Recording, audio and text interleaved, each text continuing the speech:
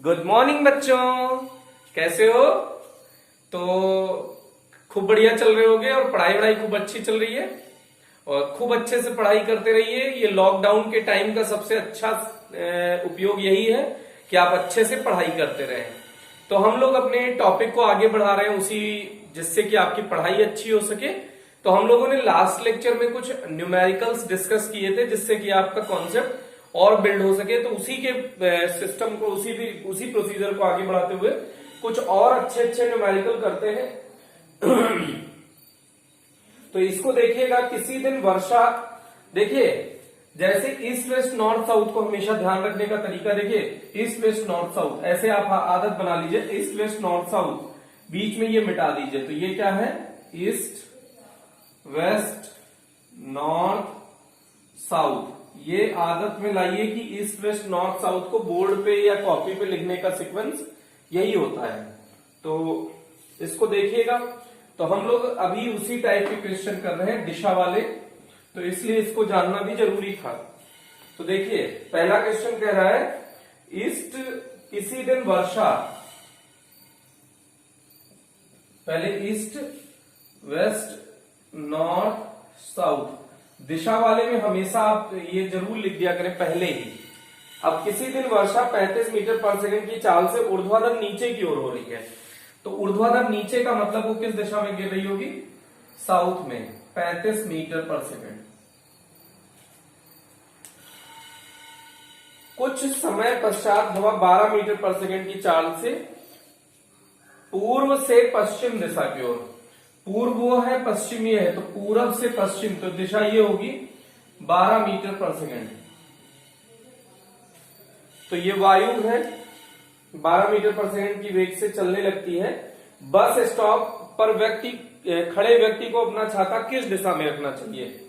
तो अब आप देखिए, पहले तो ये वेलोसिटी ऑफ एयर है और ये वेलोसिटी ऑफ रेन है। तो इसे VR और VA से प्रदर्शित किया।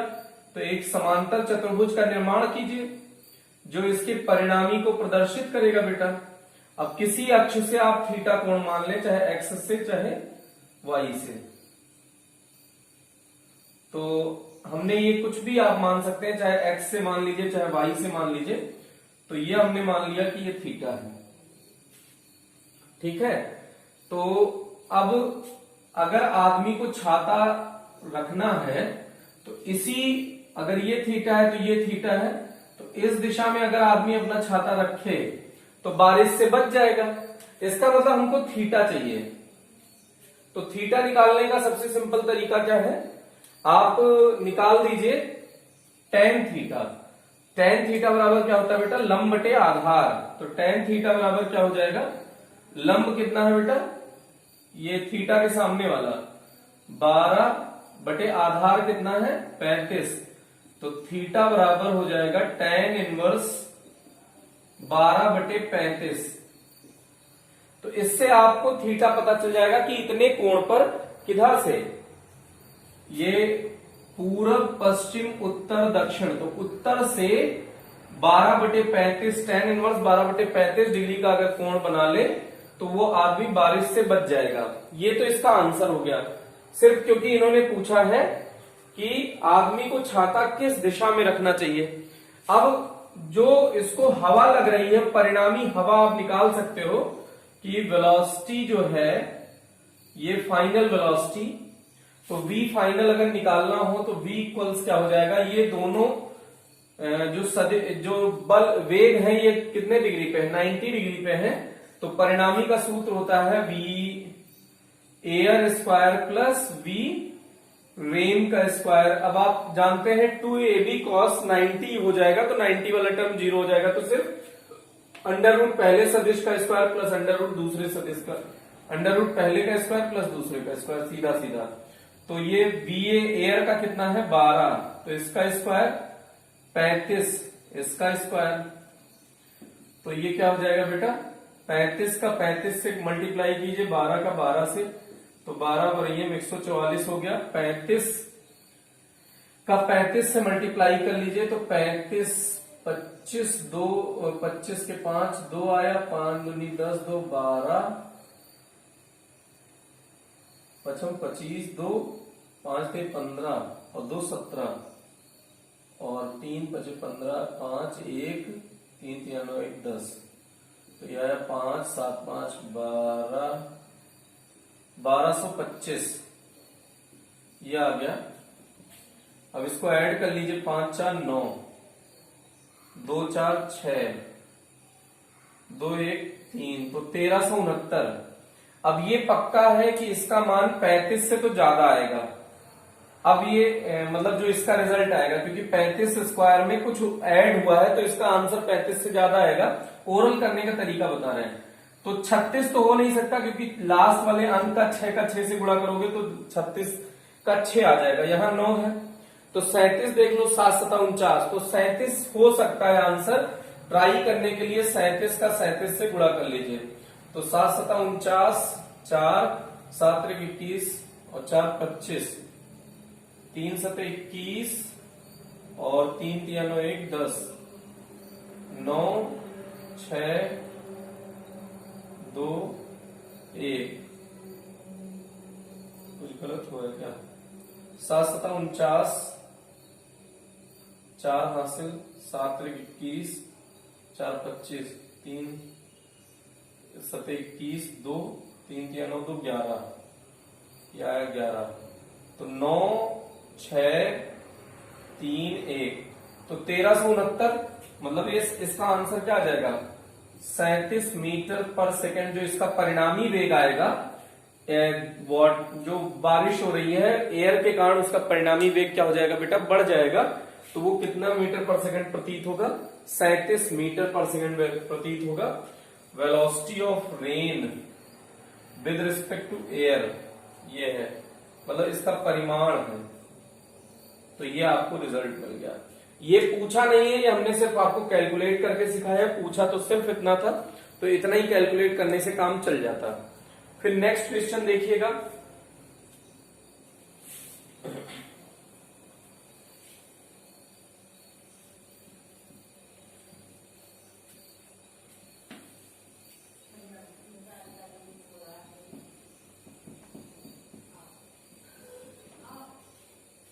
नेक्स्ट क्वेश्चन क्या कह रहा है बेटा? इसको देखिए। ये कह रहा है एक कण है, उसका प्रारंभिक स्थिति सदिश r1 वेक्टर है। r1 वेक्टर कितना दिया है बेटा? r1 वेक्टर दिया है i cap minus 4j cap plus k cap, i cap minus 4j cap plus k cap metre. और r2 वेक्टर दिया है, r2 वेक्टर दिया है 4i cap minus 6j cap minus 5k cap, 4i cap minus 6j cap और minus 5k cap metre, ये दिया हुआ है। तो आपसे पूछ रहा है कण का विस्थापन सदिश तथा उसकी चाल ज्ञात कीजिए। क्या पूछा है? विस्थापन सदिश डेल्टा आर पूछ लिया है, और कण की चाल मतलब जो वेग है उसका परिमाण अगर ज्ञात कर दीजिए तो चाल हो जाएगा। वेग का परिमाण ही तो बेटा क्या होगा? चाल। तो इसलिए हम लोग पहले निकाले डेल्टा आर। तो डेल्टा आर क्या हो जाएगा? r2 vector minus r1 vector. तो r2 वेक्टर कितना है? 4i cap minus 6j cap minus 5k cap, minus r1 vector कितना है? i cap minus 4j cap plus k cap इतना है। अब इसको सब्सट्रैक्ट कर दीजिए, तो 4i minus i 3i cap minus 6j और माइनस माइनस प्लस हो जाएगा 2j, तो माइनस 2j आ जाएगा। Minus 5k minus minus plus k, sorry plus minus minus k, तो माइनस 6k कैप। ये आ गया मीटर। परिणाम जो आपको स्थिति सदिश, इन दोनों का स्थिति सदिश का विस्थापन आ गया। ये जो कह रहा है, क्या कह रहा था कि कण का विस्थापन सदिश, तो ये आ गया विस्थापन सदिश। ये आपको मिल गया बेटा विस्थापन सदिश। अब आपसे पूछ रहा है समय देना चाहिए। देखिए समय दिया है क्या, तो हाँ दिया है, 2 सेकंड के पश्चात R2 हो जाता है। तो समय कितना दिया है बेटा, t बराबर 2 सेकंड। समय कितना दिया है, 2 सेकंड। तो वेग क्या होता है, वेग क्या होता है, विस्थापन बटे समय, विस्थापन में परिवर्तन की दर। तो विस्थापन कितना आपने निकाल लिया है, 3i cap minus 2j cap minus 6k cap बटे समय कितना दिया है, 2। तो ये आ गया मीटर पर सेकंड। ये तो पता चल गया आपको वेग। क्या पता चला है बेटा, वेग। अगर वेग का परिमाण ज्ञात कर लोगे तो क्या पता चल जाएगा, चाल। तो वेग का परिमाण ज्ञात करने जा रहे हैं, तो ये क्या हो जाएगा, चाल। चाल या वेग का परिमाण एक ही है। तो इसका परिमाण ज्ञात करने का तरीका है, इसके कंपोनेंट का स्क्वायर कर दो। और ये इसके सबके साथ है ना, 3/2 माइनस 2/2 माइनस 6/2 ऐसे है ना। तो देखिएगा 3 का स्क्वायर हो गया 9, सीधे सीधे अभी चलो एक स्टेप और लिख देते हैं। 3 का स्क्वायर माइनस प्लस माइनस 2 का स्क्वायर प्लस माइनस 6 का स्क्वायर बटे 2 का स्क्वायर, ये हो गया। अब ये वेग का जो परिमाण है वो कितना आ गया, 9, 4 और 36, 9 प्लस 4 प्लस 36 बटे 4। तो 36 और 4 40, 9 49 बटे 4। तो 49 का कितना हो गया, 7 बाहर आ गया और इसका 2 आ गया, तो 3.5 मीटर पर सेकंड इसका चाल हो जाएगा। कितना हो जाएगा बेटा, 3.5 मीटर पर सेकंड चाल मिल गया आपको। तो ये क्वेश्चन सॉल्व हो चुका है, इसको देख लीजिएगा। थोड़ा सा अच्छा क्वेश्चन है क्योंकि आपको यहाँ पे ये जानने को मिला है कि अगर वेग पता हो तो वेग का परिमाण ज्ञात कर दो तो चाल पता चल जाती है। तो एक नई इंफॉर्मेशन आपको पता चली है, तो इस तरह से इसको आप ध्यान रख लीजिएगा। अच्छा क्वेश्चन है। अब इसके बाद नेक्स्ट क्वेश्चन आप देखिए बेटा।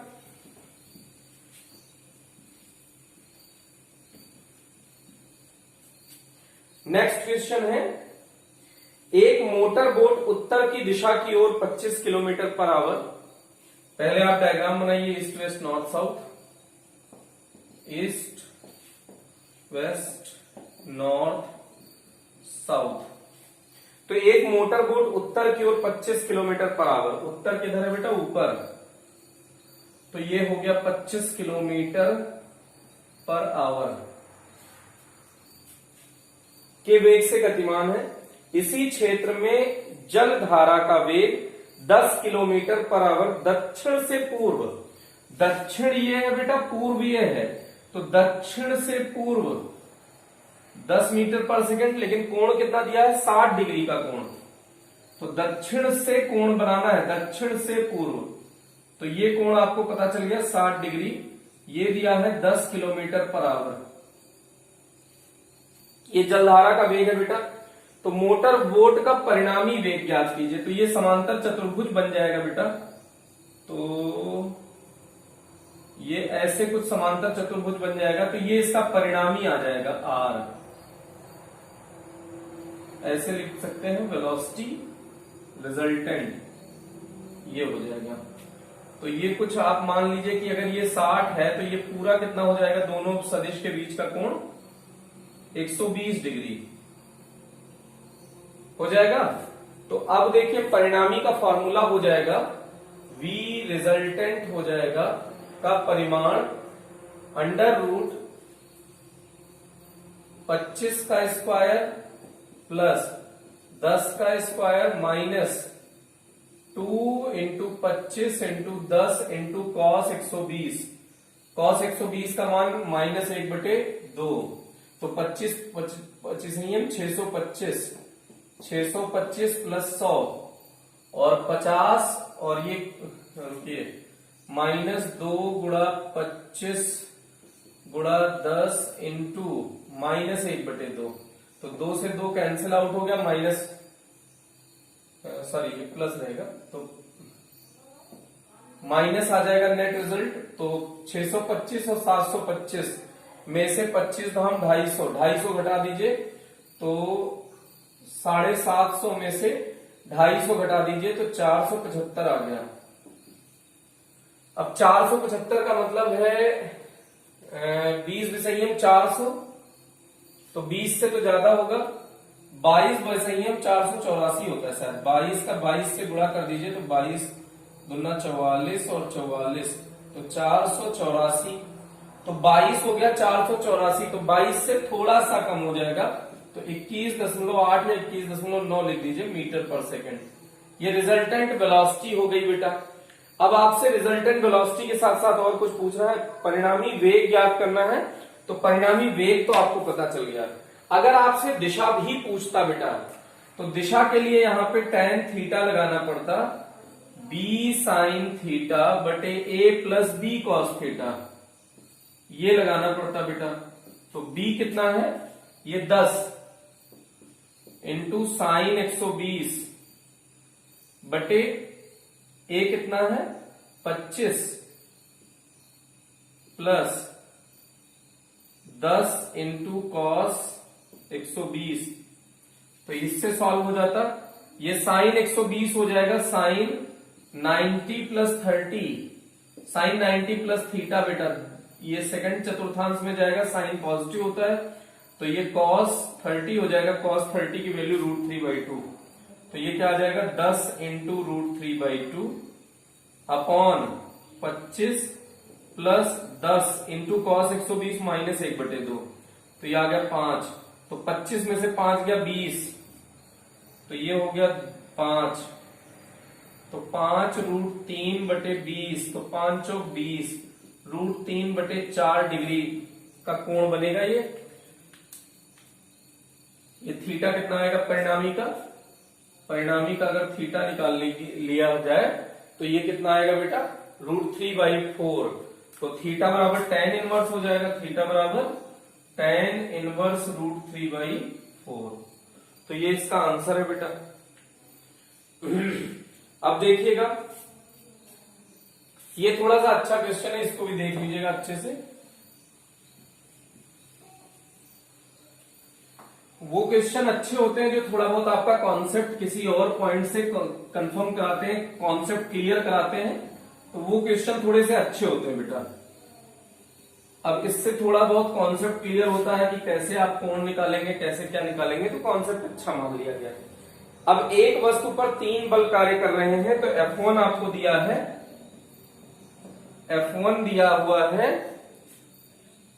2i cap 4j cap 5k cap, 2i cap 4j cap 5k cap, ये प्लस प्लस में दिया हुआ है न्यूटन। F2 दिया हुआ है ijk, F2 दिया है i cap plus j cap plus k cap Newton, और F3 आपको निकालना है, ये कह रहा है। F3 ज्ञात कीजिए यदि वस्तु संतुलन अवस्था में है, तीसरा बल F3 और वस्तु संतुलन अवस्था में है, तो F3 का मान ज्ञात कीजिए। संतुलन अवस्था में परिणामी बल 0 होना चाहिए, तो F1 plus F2 plus F3 इनका योग क्या होना चाहिए 0, तो F3 बराबर क्या हो जाना चाहिए बेटा माइनस F1 प्लस F2, पक्षांतर कर दिया। अब माइनस F1 कितना है बेटा, ये माइनस फॉर्मूले का लगा दीजिए। F1 है 2i cap plus 4j cap plus 5k cap plus F2 कितना है i cap plus j cap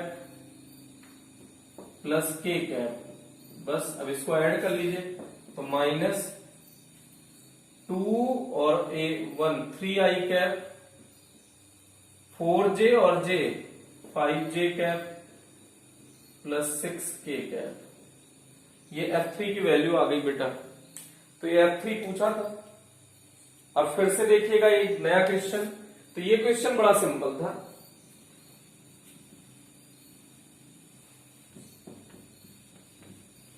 next question देखो बेटा, कह रहा है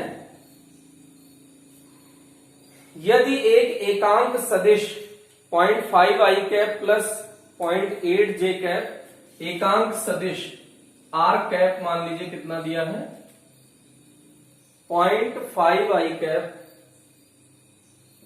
5 आई कैप प्लस 0.8 जे कैप प्लस सी के कैप है, सी के कैप द्वारा निरूपित है। तो सी का मान ज्ञात कीजिए। तो सी का मान ज्ञात कीजिए तो एकांक सदिश का अगर परिमाण ले लिया जाए, एकांक सदिश का परिमाण ले लिया जाए तो उसका मान 1 होता है। तो परिमाण इधर का भी ले लीजिए। तो परिमाण का फॉर्मूला होता है अंडर रूट 0.5 का स्क्वायर प्लस 0.8 का स्क्वायर प्लस सी का स्क्वायर। अब क्या होगा, किसी भी एकांक सदिश का परिमाण क्या होता है 1।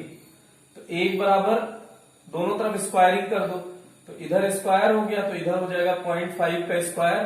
तो 0.5 का स्क्वायर हो जाएगा 0.25 प्लस 0.64 प्लस सी स्क्वायर, क्योंकि ये स्क्वायर इधर आ गया, अंडर रूट हटा तो इधर स्क्वायर आ गया है, दोनों तरफ स्क्वायरिंग कर दिए तो इधर स्क्वायर रूट हट गया, इधर 1 आ गया। एकांक सदिश का मान 1 होता है। एकांक सदिश का परिमाण कितना होता है बेटा 1, और उसका स्क्वायर किया है तो ये हो गया 1।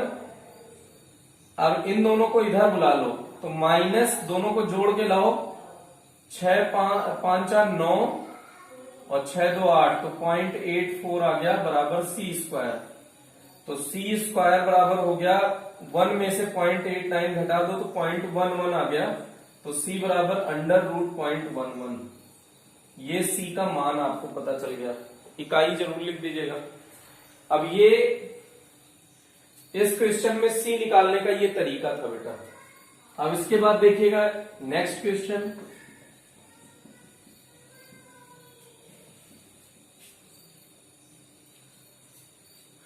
एक कण सर्वप्रथम 10 मीटर पूर्व दिशा में, ये बहुत अच्छा क्वेश्चन है बेटा, ये कई कॉन्सेप्ट आपके क्लियर कर देगा। तो देखिएगा ईस्ट वेस्ट नॉर्थ साउथ, तो कह रहा है एक कण सर्वप्रथम 10 मीटर पूर्व में, तो आप 10 मीटर पूर्व में, फिर 5 मीटर उत्तर दिशा में, उत्तर का मतलब ऊपर, ये गया 5 मीटर उत्तर दिशा में, और अंत में 5 रूट 2 मीटर दक्षिण पश्चिम दिशा में। अब इस तरफ दक्षिण पश्चिम का मतलब इसके बीच में, मतलब इस दिशा में कहीं आया है, लेकिन 5 रूट 2 का मतलब क्या होगा, तो इसको समझने की कोशिश करिएगा कि मतलब दक्षिण पश्चिम में जा। तो पहले इसको देखिएगा सदिश रूप में, अगर हम लिखना चाहें, ध्यान दीजिएगा, इसको अगर सदिश रूप में लिखना चाहें तो ओ ए बी, और इसके बाद दक्षिण पश्चिम वाला नहीं लिखा अभी, तो ओ ए बराबर कितना दिख रहा है बेटा प्लस 10 आई कैप, आई दिशा में एकांक, एक्स अक्ष की दिशा में एकांक सदिश आई कैप, फिर ए बी वेक्टर दिख रहा है 5 जे कैप।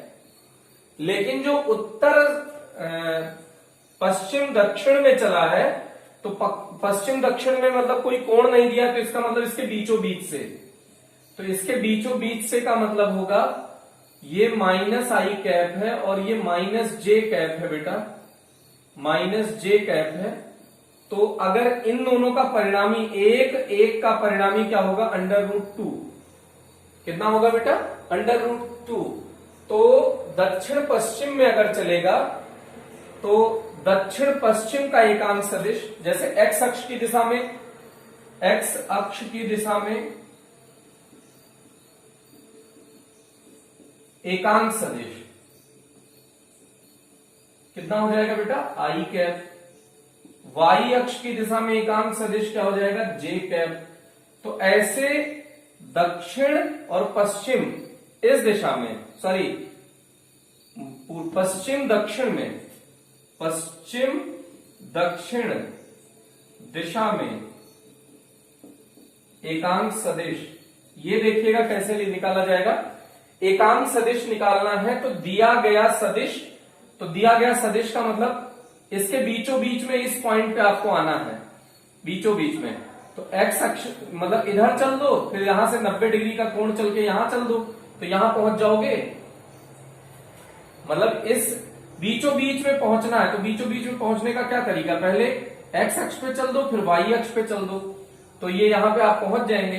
तो इस पे कैसे चलोगे, तो माइनस आई कैप चलो, फिर माइनस जे कैप चलो, तो ये तो दिया गया सदिश है। अगर सदिश का परिमाण लिख दो, एकांक सदिश का फॉर्मूला क्या होता है, एकांक सदिश का फॉर्मूला होता है दिया गया सदिश बटे दिए गए सदिश का परिमाण। तो दिया गया सदिश माइनस आई कैप माइनस जे कैप है, लेकिन इस सदिश का परिमाण क्या होगा, तो परिमाण निकालने का तरीका होता है इसके आगे कोफिशिएंट का स्क्वायर कर दो और इसके कोफिशिएंट, तो इसका 1 हो जाएगा स्क्वायर प्लस माइनस 1 का स्क्वायर, तो ये कितना आ जाएगा 1 का स्क्वायर 1 का स्क्वायर, तो √2 हो गया, तो ये √2 हो जाएगा बेटा। तो इस दक्षिण पश्चिम दिशा में एकांक सदिश हो जाएगा माइनस आई कैप माइनस जे कैप बटे √2।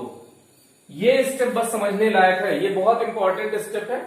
तो अब ये चला है दक्षिण पश्चिम में एकांक सदिश, जैसे आई कैप की दिशा में 10 चला था तो 10 आई कैप लिख दिया आपने, फिर वाई में चला 5 मीटर, तो जे की दिशा में, वाई की दिशा में एकांक सदिश क्या है जे कैप, तो उसमें आपने किससे गुणा कर दिया, जे से।